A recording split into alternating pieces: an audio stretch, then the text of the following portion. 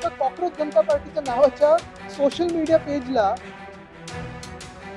भाजपच्या सरकारला बॅन करा असं वाटलं. म्हणजे विचार करा भीती किती आहे आणि लोकांमध्ये आक्रोश. खरं तर त्यांनी वाचलं असताना की छत्रपती शिवरायांनी गद्दारांना काय सजा दिली होती, तर या घाबरट लोकांना पलटाना पण 4 वेळा विचार करायला लागला. जे कोणी यांच्या विरोधात बोलतात ते पाकिस्तानबद्दल, पण RSS मध्ये बोलत होती पाकिस्तानवर चर्चा करायला पाहिजे, त्याच्याबद्दल काय? सगळे आमचे 15 आहेत, ते जनतेचे प्रश्न उठवत आहेत, खूप अग्रेसिव्हली उचलत आहेत आणि विरोधी पक्ष म्हणून काम करत असताना जे अनेक विषय ह्या शहरात आपण पाहतोय, बघतोय आणि जी कुसबुस जनतेमध्ये आहे ती कुठच्या पद्धतीने उचलावी, काय नेमकं करावं ह्याच्यावर थोडं आमचं बसून चर्चा चाललेली. तसंच बाकीच्या पदाधिकाऱ्यांबरोबर अनेक विषयांवर चर्चा झाली. तसंच SIR जो होणार आहे त्याच्यावर देखील सखोल चर्चा झाली. सिंहस्थ कुंभमेळ्याची कामं सुरू आहे नाशिकमध्ये. अनेक ठिकाणी नाशिककर त्रस्त झालेले आहेत. विकास कामांना कुठेतरी आता जर बघितलं तर मंदावस्थित विकास कामं आहेत. विरोधी पक्ष म्हणून नाशिक महानगरपालिकेत आपल्या पक्ष काही विशेष सूचना दिल्या आहेत का? आपण स्वतः लक्ष द्या. बघा, एक महत्वाची गोष्ट म्हणजे कुंभमेळ्यासाठी कोणाचाही विरोध नाही, पण हे होत असताना एकदा सगळे जे कॉन्ट्रॅक्ट आहेत ते कोणाला गेलेत, कुठच्या शहरात गेलेत, कुठच्या राज्यात गेलेत, त्या सगळ्याचा नाशिकला काही फायदा आहे का, हा एक प्रश्न उपस्थित होतोच आणि तो नाशिकमध्ये पण देखील चर्चेला आहे.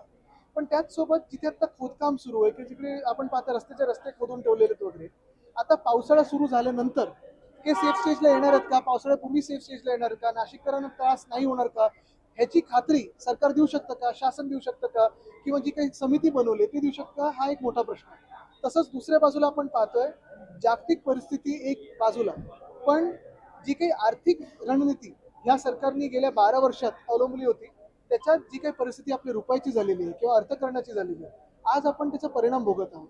आणि सरकार हे आपल्याला आश्वासन देऊ शकतं का की ही कामं बॅलन्स ऑफ पेमेंट किंवा पेमेंट नाही होते ह्यामुळे थांबणार नाहीत, एखादा रस्ता खोदून ठेवलाय, कॉन्ट्रॅक्टरला पैसे दिले नाहीत म्हणून उद्या कॉन्ट्रॅक्टर काम सोडून जाणार तर नाही, ह्याची खात्री सरकार देऊ शकतं का आत्ताच्या परिस्थितीमध्ये? कारण हे अनेक ठिकाणी होत आहे. म्हणजे मी पाहतो PWDचे अनेक कॉन्ट्रॅक्टर्सना त्यांचे कॉन्ट्रॅक्टर पैसाच नाही मिळाले. काही ठराविक लाडक्या कॉन्ट्रॅक्टरना मिळतंय पण बाकीच्यांना मिळत नाही. साहेब, शिंदेच्या सेनेचे जे आमदार आहेत संजय गायकवाड, त्यांचं एक वक्तव्य आहे, येणाऱ्या विधानसभा विधान आपलं येणारे जे अधिवेशन आहे विधानसभेचं, यामध्ये एक मुद्दा मांडणार आहे. मुख्यमंत्र्यांकडे ते मागणी करणार आहेत की जे दगलबाजी शिवाजी आणि शिवाजी कोण हे जे पुस्तक आहे याच्यावरती बंदी घालण्यात यावी. खरं तर त्यांनी वाचलं असताना की छत्रपती शिवरायांनी गद्दारांना काय सजा दिली होती, तर या घाबरट लोकांना पलटाना पण 4 वेळा विचार करायला लागला असता. आणि दुसरी गोष्ट म्हणजे मला वाटतं थोडं त्यांनी जरा डोकं टाळ्यावर ठेवून आता अवतीभोवती काय चाललंय, देशात काय परिस्थिती आहे, राज्यात काय परिस्थिती आहे, बेरोजगारी किती वाढलेली आहे,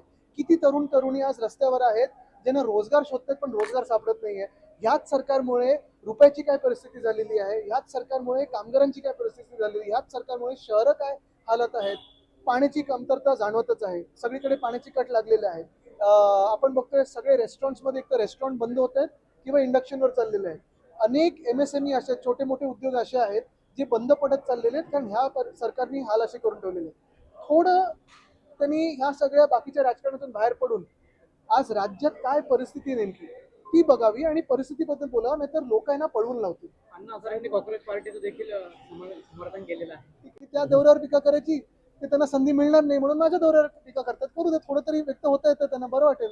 साहेब, आपण महापालिका निवडणुकांनंतर शिवतीर्थावर गेला होता, महापालिका निवडणुकांनंतर शिवतीर्थावरती गेला होता, तिथे भेट घेतली आपण. हो, मध्यंतरी पण भेटी झाली आमच्या. आज अमितचा वाढदिवस आहे, त्याला शुभेच्छा द्यायला गेलो होतो. मराठी पूर्ण होतं मग हिंदी करू. साहेब, खरं तर राज्यामध्ये पेट्रोलची टंचाई निर्माण होताना आज पण येताना मी पाहिलं पेट्रोल पंप सगळे बंद होते. गिरीश महाजन जर बघितलं तर सरकार जे आहे ते म्हणतंय की आपल्याकडे मुबलक साठा आहे पेट्रोल डिझेलचा, मात्र मग अशी टंचाई का निर्माण होते? पण मग ठेवलाय कुठे तुम्ही? एक तर तुम्ही ब्लॅक मार्केटिंग करताय स्वतः सरकार म्हणून, नाहीतर जनतेचे हाल तुम्हाला पाहायला आवडतंय. गिरीश महाजन आज आपण पाहतोय अनेक ठिकाणी, काल परवाकडे देखील मला वाटतं अंबादास दानवेजींनी ट्विट केला होता तो व्हिडिओ, मीडियाच्याच माध्यमातून आला तर मोठ्याच्या मोठ्या रांगा आहेत, कुठे भांडणं होत आहेत, कुठे वाद होत आहेत.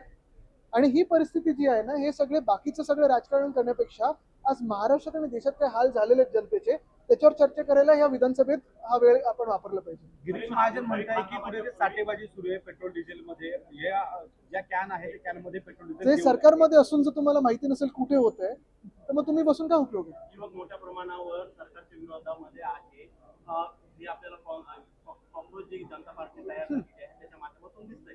मात्र विरोधी पक्ष जे आहे त्या याला कसं तुम्ही हे करणार? बघा तुम्हाला सांगू का, एक महत्वाची गोष्ट म्हणजे कॉक्रोच जनता पार्टी, आता ह्याला पार्टीचं रूप येईल की नाही, कोण चेहरा आहे की नाही, कोण चालवतंय काय चालवतंय हा एक वेगळा विषय झाला, पण लोकांना व्यक्त होण्यासाठी एक मोठं माध्यम बनलं. महत्वाची गोष्ट हीच, जसं आमच्या सगळ्या नेत्यांच्या मागे हे लागतात, तसं ह्या कॉक्रोच जनता पार्टीच्या पण मागे एका कॉक्रोच जनता पार्टीच्या नावाच्या सोशल मीडिया पेजला भाजपच्या सरकारला बॅन करा असं वाटलं, म्हणजे विचार करा भीती किती आहे आणि लोकांमध्ये आक्रोश किती. यामध्ये ते भीती सरकारमध्ये आणि आक्रोश लोकांमध्ये. यामध्ये ते असं पण म्हणतात की हे जे फॉलोअर्स आहे यातले काही पाकिस्तानचे देखील आहेत. सगळं जे कोणी यांच्या विरोधात बोलतात ते पाकिस्तान बद्दल, पण RSS मध्ये बोलत होती पाकिस्तान बरोबर चर्चा करायला पाहिजे, त्याच्याबद्दल काय? जे BCCI जाऊन पाकिस्तान बरोबर क्रिकेट खेळतात त्याच्याबद्दल काय? सेमीफायनल बरोबर तुम्ही रविवारी घडवून आणता त्याच्याबद्दल काय? पाकिस्तान बरोबरची BCCI ची चौकशी नाही करणार तुम्ही? ICC ची चौकशी नाही करणार तुम्ही? वाशिम महापालिकेत आपले 8 नगरसेवक भाजपच्या वाटेवर असतात. मी पुन्हा एकदा सांगतो, कोण कोणाच्या वाटेवर आहे त्यापेक्षा भाजपनी ह्या राज्याची आणि देशाची वाट लावली ना, त्याच्याबद्दल चर्चा करूया. साहेब मध्ये रिंग रोडची जी कामं सुरू आहेत त्या रिंग रोडच्या कामांमध्ये काही शेतकऱ्यांनी विरोध केला आहे. तोही महत्वाचा मुद्दा आहे. आपल्या पक्षाने संजय राऊत साहेब जेव्हा दौऱ्यावर होते त्यावेळी शेतकऱ्यांची आपण पाहिलं असेल ते कलेक्टरकडे पण हो, आणि राऊत साहेबांनी जो विषय घेतला होता, एका महिलेला घरी जाऊन पोलिसांनी मारहाण केली होती, अधिकाऱ्यांनी पण. एका ठिकाणी रस्ता रिंग रोड देखील होतो आणि त्या ठिकाणी चेन्नई सुरत एक्सप्रेस वे देखील होतो. एकाच गटातून बाधित शेतकरी बाधित होत आहे. त्यामध्ये दोन्ही रस्ते एकाच शेतकऱ्याच्या शेतातून जात आहे आणि दोन्ही शेतकरी त्यामध्ये बाधित होत आहे. बघा तुम्हाला सांगू का, साधारणपणे कधी शेतकरी कुठच्याही चांगल्या कामाला अडकडी करत नाही, कधी शेतकरी चांगल्या कामाच्या विरोधात जात नाही, पण तुम्ही चर्चा तर करा, त्या शेतकऱ्याशी चर्चा तरी करा. शेतकऱ्यांचे तसे झालेत, कामगारांचे तसे झालेत, जनताच रस्ता आहे. आपण पाहता, जसं मी सांगितलं ना, उत्तर प्रदेश पासून सगळीकडेच, गुजरातमध्ये पाण्याची कमतरता आहे, उत्तर प्रदेशमध्ये लाईट जात आहेत, महाराष्ट्रात तसेच हाल आहेत. जे एका काळी जे सरकार भाजपचं देशाला $5 ट्रिलियन आणि महाराष्ट्राला $1 ट्रिलियन इकॉनॉमी, मुख्यमंत्री अजून बोलतात की आपण सिंगापूरच्या पुढे जाऊ, कसं बाईकवरनं की सायकलवरनं, म्हणजे $1 ट्रिलियनची तुम्ही एका बाजूला गोष्ट करताय, दुसऱ्या बाजूला आज राज्याचे काय हाल झाले ते आपण बघतोय. एकनाथ शिंदे दिल्ली दौऱ्यावरती गेले.